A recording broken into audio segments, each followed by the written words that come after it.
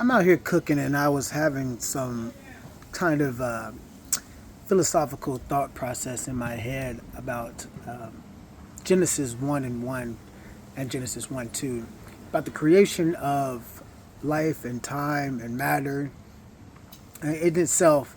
And I know there's a old earth and young earth debate in the science, theologian, apologetics community about which one is more plausible. Like you have, did God create the heavens and the earth and all that is in the universe in literal 6 days and rested on the seventh? Or was it a period of a day for God is 1,000 years? So what that means, 1,000 years per day would be 6,000 years, and then on the 7,000 year he rested, which I believe that would we be living in that time period? I digress. Or was it like God created everything in one day and then allowed some time to go by for fossils to, develop and all that,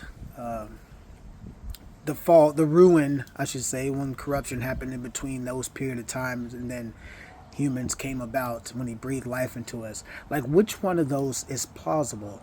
They all have they have scripture tied to them, which is interesting enough. Look those up if you have time or interested in them.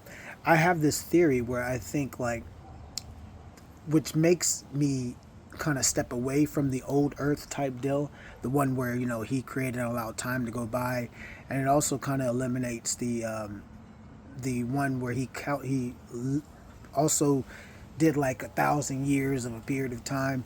But I kind of like that one. But the thing is, it's like God has when Adam was made, when he was created from the dust, he was created as an adult. And so technically he was 1 day old and a grown man. So that tells me one thing.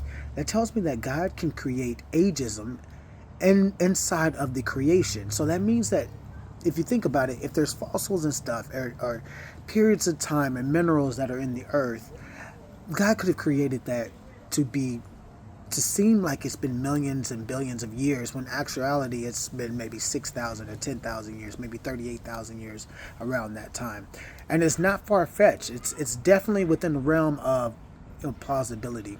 And I find that fascinating. It's not, I'm not trying to get in a debate with anybody. I just think it's interesting, the kind of things that people come up with, and the fact that there's scriptures that can lead you in that direction.